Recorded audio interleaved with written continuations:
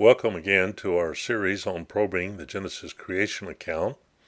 This is episode part 4, looking at exegetical details pertaining to Genesis 1 through chapter 2. In the previous episode, we surveyed several different views of how scholars handle the first 3 verses of Genesis chapter 1. This particular episode will be a little bit broader than that. It won't be limited to just those first 3 verses, but we'll look at a number of different things in which we have to make an exegetical decision of, well, what does this mean? What is the Bible really trying to say? All of these are, by the way, are described or laid out for you in handout number 8, exegetical details pertaining to Genesis 1 to 2. That's over a 20-page handout that I have there, and you can find most everything amply written up in that paper. The first couple of things that I deal with pertain to chapter 1, verse 1. The first of these is the words in the beginning, in the Hebrew, Bereshit. Is this definite or an indefinite phrase? Now, most translations have in the beginning.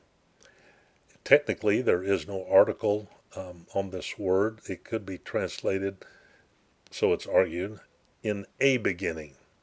However, a careful study of this in comparison with other uses of the same phrase in other parts of Scripture, I think helps us come to a conclusion that it does mean in the beginning. So it is definite, not indefinite. A second issue is in the beginning God created. Bereshit bara Elohim. Is this an independent or a dependent clause? Now, we looked at this a little bit in the previous episode. If it's taken as a dependent clause, then it could be translated something like, when God began to create, then the earth was this, and then he did this, as though there was already something there at the beginning of what we call the Genesis 1 creation. So if it's an independent clause and it's a statement on its own, that's the traditional translation. In the beginning, God created the heavens and the earth. So it's not dependent upon either of the following 2 verses. Well, I deal with the technical aspects of that in the paper, and I don't want to say more now. The point 3 has to do with Genesis 1:1, and particularly the phrase, the heavens and the earth. Is this a first act of God's creation, or is it meant to be a summary statement or title for the whole chapter? Now, if it's a summary statement, it would be something like this. In the beginning, God created the heavens and the earth. Now I'm going to tell you and expound upon how that happened. So that verse 1 isn't really anything that God is doing this, but just introducing the chapter to us. Well, in the paper, I give a response to the summary view. A couple subpoints. Number 1, do the words the heavens and the earth in Genesis 1:1 and in 2:1 form bookends representing all of God's work during the creation week? And secondly, is the expression the heavens and the earth a technical expression for the total cosmos? That is what we call a figurative speech we call a merism, for everything that God created. So a merism is when you take opposite ends or polar opposites, and it's meant to include everything in between. And finally, on page 8, we deal with the conclusion about the summary view of Genesis 1:1. Okay, now we'll look at this in a little bit more detail. So, according to the summary view, verse 1 summarizes the whole unit in chapter 1, verse 3 to chapter 2, verse 3. So here's verse 1. It's an opening statement, a summary of the whole creation account in 1:3 through 2:3, not a first step of creation. So in the beginning, God created the heavens and the earth. That's a summary to what follows, according to this view. Now we notice that in chapter 2, verse 1, we have a concluding statement that corresponds to the opening statement in 1:1. And in 2:1, we have a summary of completion and the consecration of the seventh day. Thus the heavens and the earth were completed, and all their host.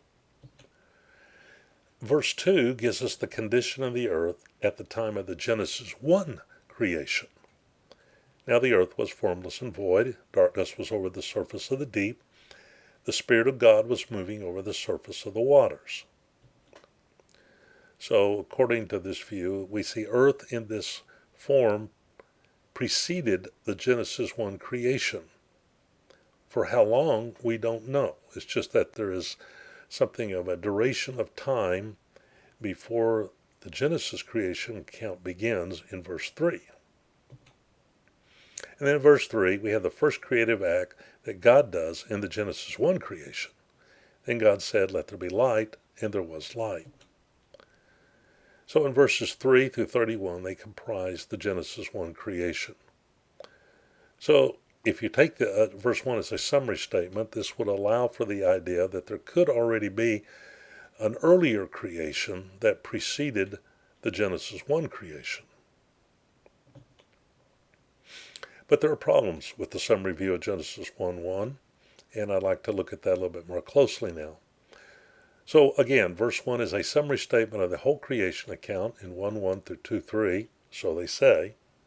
In the beginning, God created the heavens and the earth. Verse 2 tells us the condition of the earth at the time of the Genesis 1 creation. Now the earth was formless and void, and darkness was over the surface of the deep, and the Spirit of God was moving over the surface of the waters. And then verse 3 is the first creative act.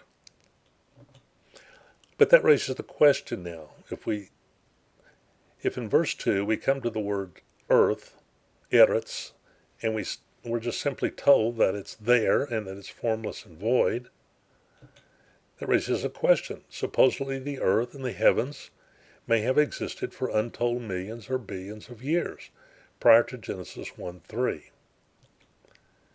The problem with this is that this view leaves us with no satisfactory explanation as to when this initial state of the earth came into existence. In other words, it's just simply thrust upon us. We don't know how long it's been there. We don't know why it is the way it is, or anything else about it. It would seem kind of strange that the Bible would not give us the answer to one of the most fundamental questions about the planet that we live on. Now there's some other problems with the view. A closer look at Genesis chapter 2 verse 1 indicates that heavens and the earth are not necessarily the totality, that is a merism for the whole.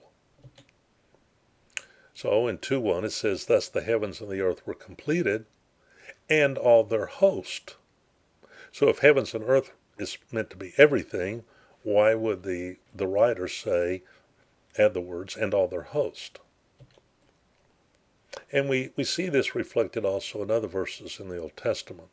Now, I want to clarify here that there are a number of times in the Old Testament where the expression, the heavens and the earth, represent all creation. But there's other verses where it seems like it does not, because other details are added. And a case in point is Exodus chapter 20, verse 11. "For in 6 days the Lord made the heavens and the earth, the sea, and all that is in them. And he rested on the seventh day." So if heavens and earth are supposed to be everything, why add the note that the sea and all that is in them were also part of the 6 days? Then another case, Nehemiah chapter 9, verse 6. "You alone are the Lord. You have made the heavens, the heaven of heavens with all their host, the earth and all that is on it, the seas and all that is in them. You give life to all of them, and the heavenly hosts bow down before you."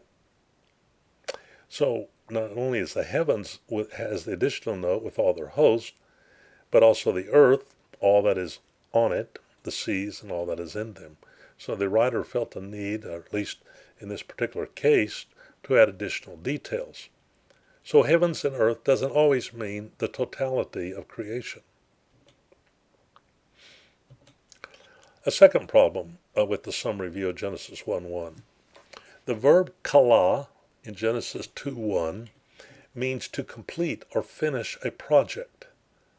This implies that heavens and earth were only the first stage, and that the 6 days of creation were needed to finish them. So I want to elaborate on that. It says, thus the heavens and the earth were completed, kala. But kala means to complete something or to finish it. So he's finishing what he had started. He started it in chapter 1, verse 1, and then, as we see in the rest of chapter 1, he goes on to complete or finish it out. A third problem. When Genesis 1, 1 to 3, and 2, 4 through 7 are carefully compared, the initial statements are not summarizing the unit that follows, but rather introducing the unit that follows. There's a difference between summarizing and introducing. So this is one of the arguments that scholars holding to the summary view have taken, is to compare these passages and see that they have a similar structure. So we'll look at this now more closely. So we have the Genesis 1, 1 through 3 on the left, Genesis 2, 4 through 7 on the right. Supposedly, according to their argument, Genesis 1, 1 through 3 begins with an introductory summary statement, as does chapter 2, 4 through 7. So in the one case, in the beginning God created the cosmos, and in the other, this is the count of the heavens and the earth when they were created. Then, in both cases, we have a circumstantial clause of the pattern vav, the conjunction, a noun, and then a verb, describing the negative state before creation, in which is translated, now the earth was devoid of form, or formless and void. And likewise, in 2, 4 through 7, we have a circumstantial clause of the pattern, the conjunction vav, followed by a noun, followed by a verb, which also describes a negative state before creation. Now, no shrub of the field was yet in the earth. Well, that's more a matter of incompletion than a negative state, but that's how they would view it. And then the third point, we have the main clause then that follows in chapter 1, verse 3 of a particular Hebrew pattern, the conjunction vav consecutive on a prefix conjugation form describing the creation. And something very similar in chapter 2, verse 7 when it says, then the Lord God formed man.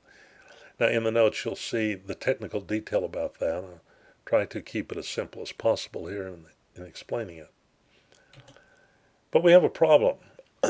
Chapter 2, verse 4 is not a summary of what follows in chapters 2 through 4, but merely an opening statement to introduce it. In other words, it doesn't summarize all those 3 chapters. In chapter 2, we see that man is placed in the garden. God brings him a wife. In chapter 3, they're in the garden, but there's also the serpent. He deceives the woman. There's sin. Then God pronounces curses. And it goes on in chapter 4. We have their offspring, and there's the spread of sin throughout God's environment. But chapter 2, verse 4 isn't really summarizing all of that.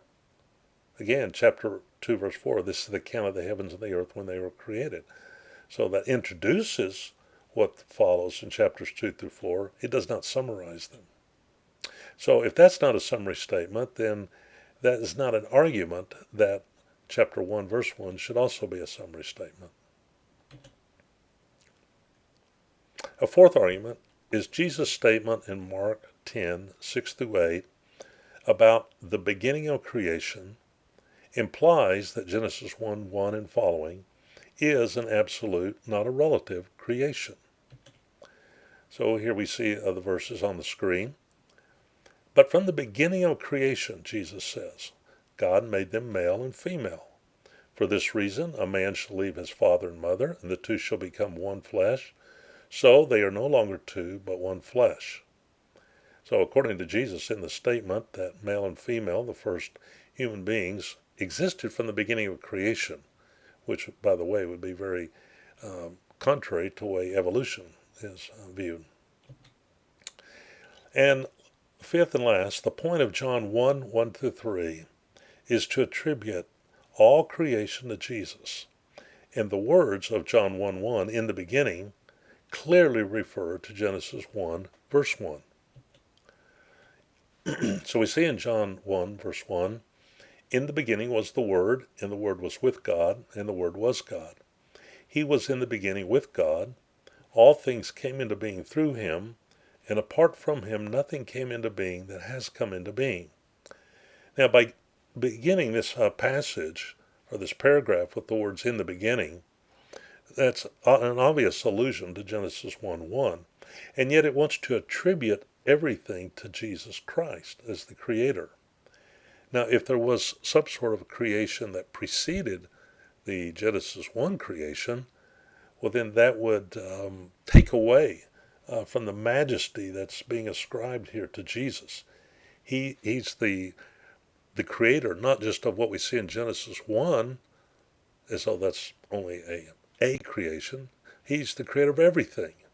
So Genesis 1:1, I think, under these verses, does represent all of creation, and we don't have an earlier creation that preceded the Genesis 1 account.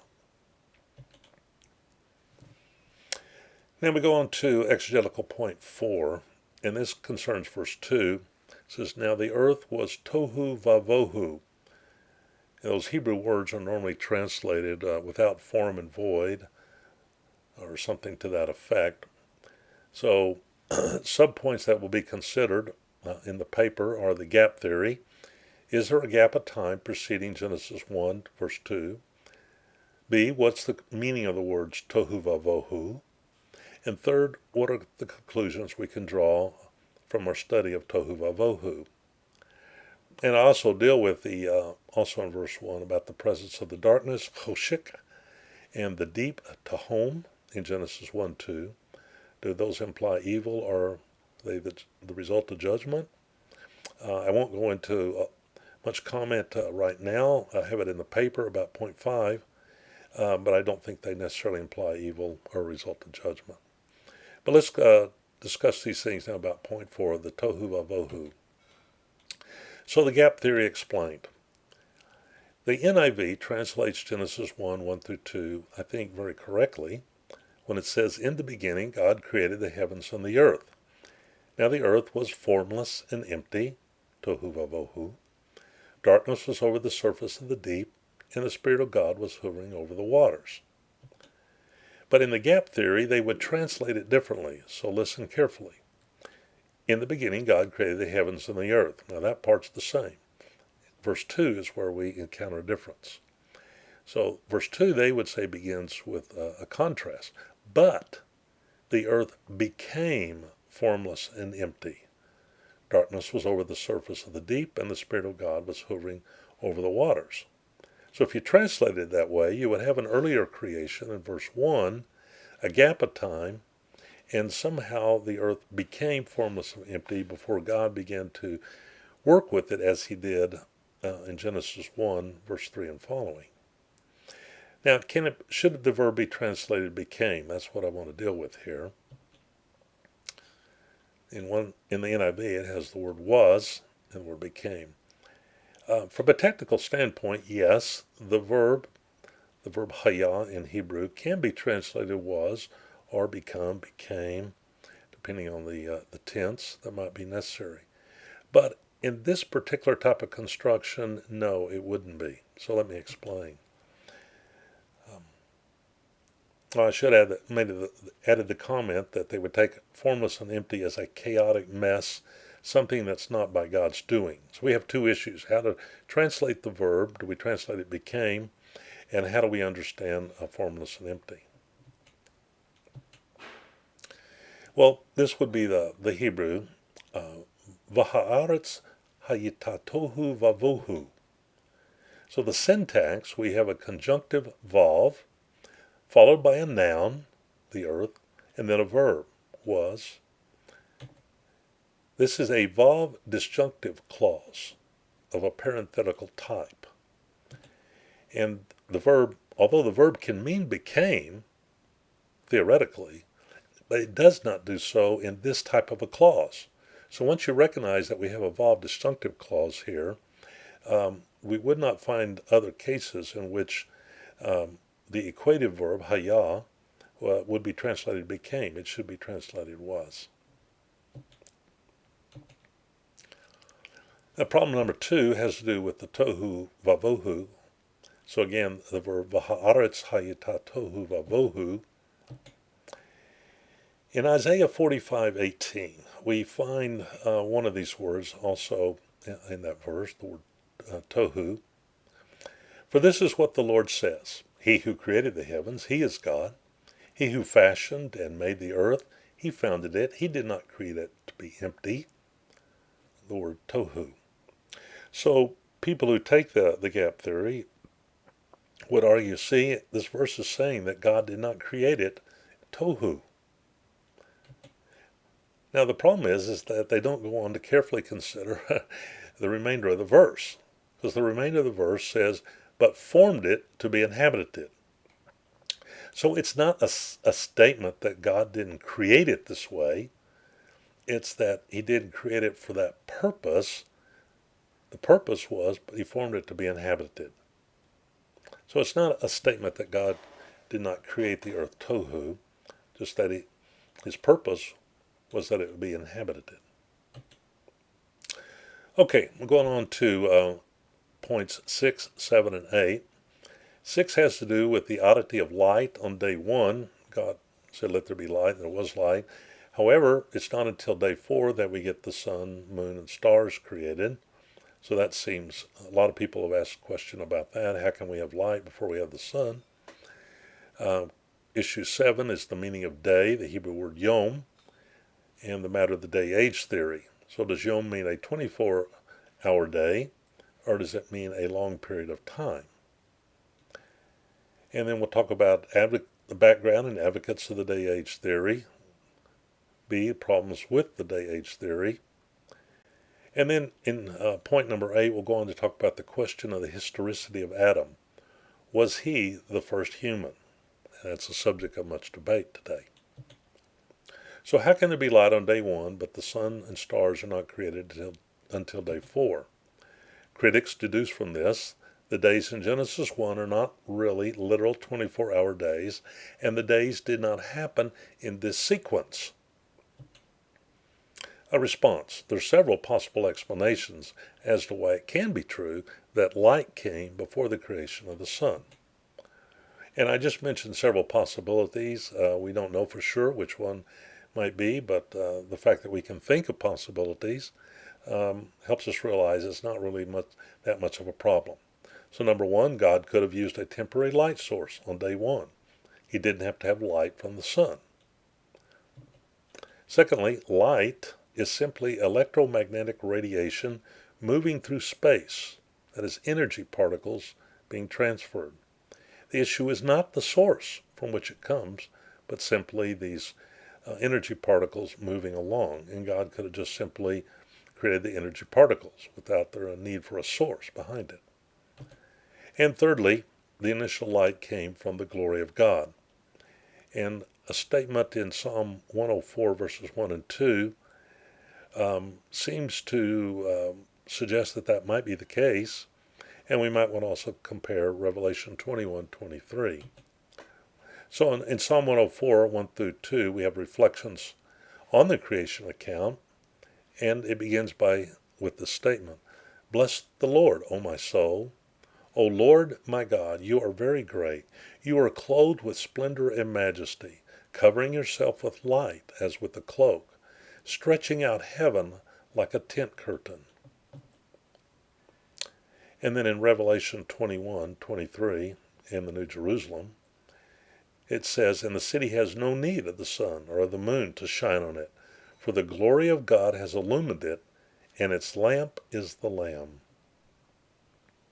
So both of those verses could reflect the idea that the initial light was really a light that God allowed to emit from His own person. Now we'll go on to talk about the meaning of day, the Hebrew word yom, and the day-age theory.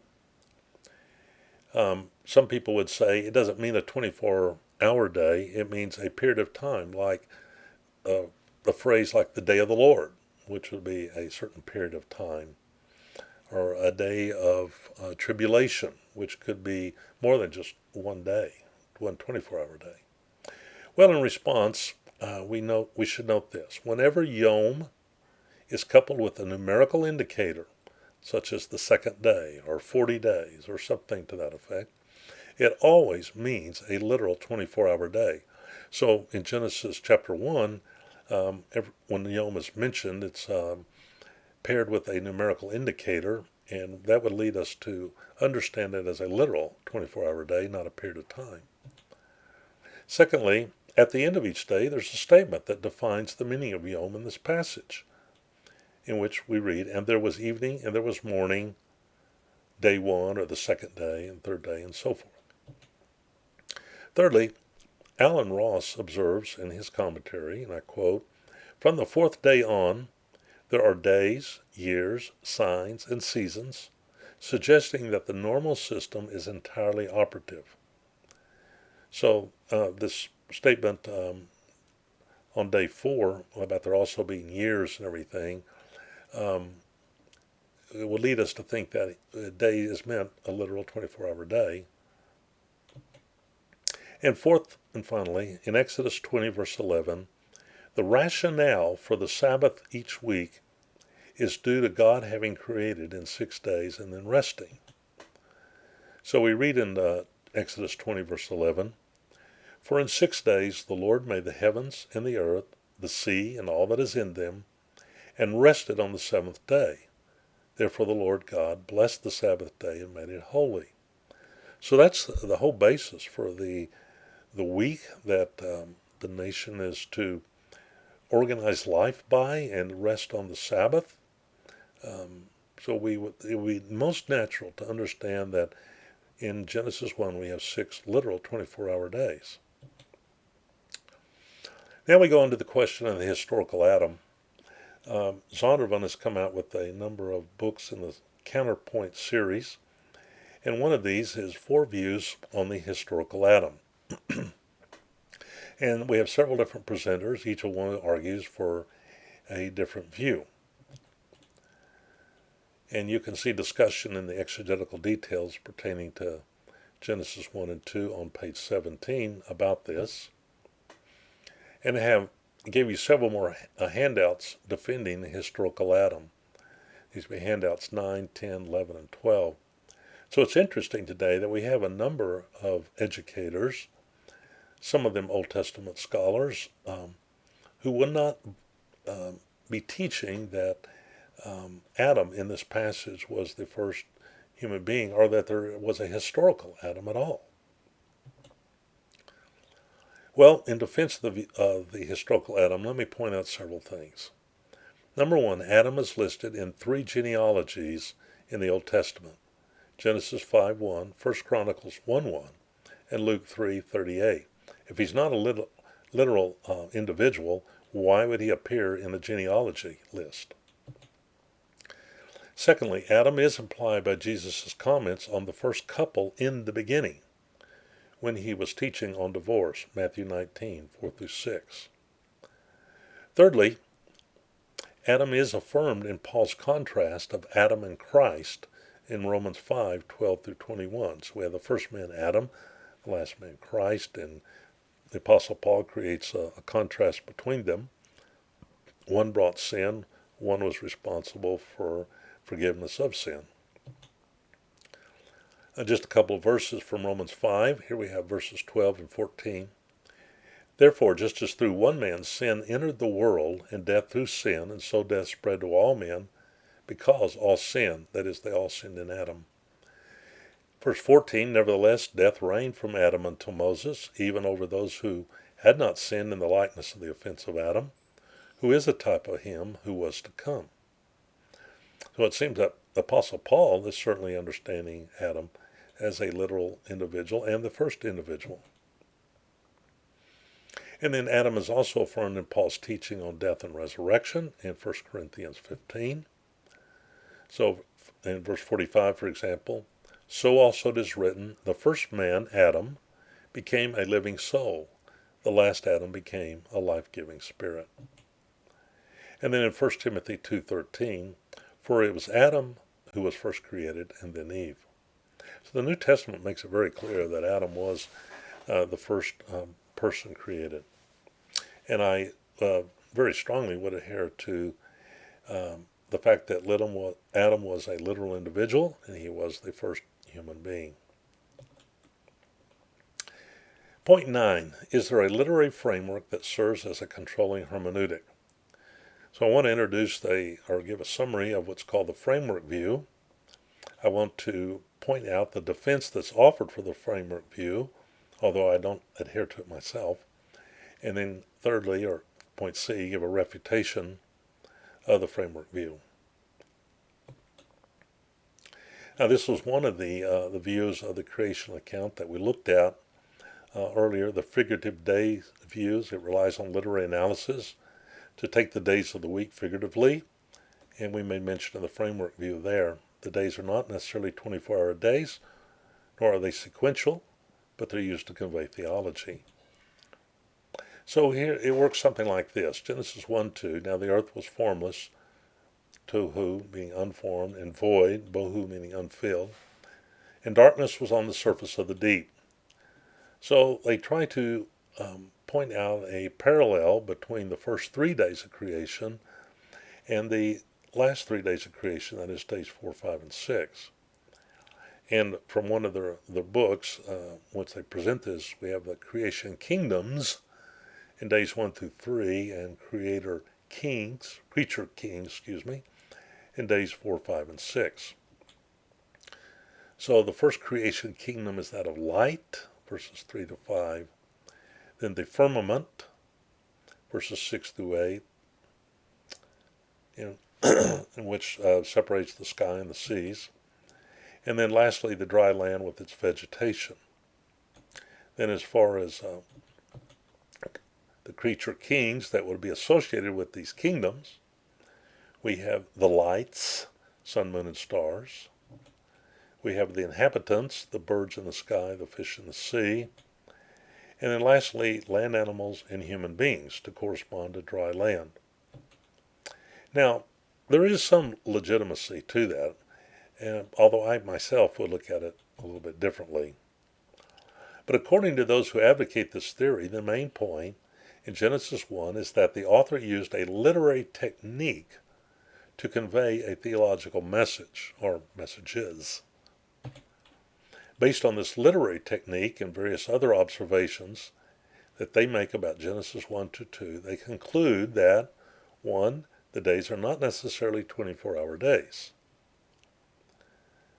We notice in Genesis 2, verse 9, God caused the trees to grow, so they assume this implies time that might be needed for this to happen, although I point out that the use of this verb in Jeremiah 33, verse 15, shows that we don't have to conclude that. B, in Genesis 1:31, the sixth day has the definite article, whereas it does not on the days 1 through 5, so as though day 6 is something distinct, it's different from the others. And 2, the days are not necessarily in sequential order. The sun is not created until day 4, and yet there's light on day 1.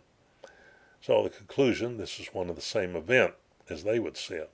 Now we've already looked at that previously to say it is very possible that there can be light before day 4 sun being created, but they rely on this argument to say that's not the case.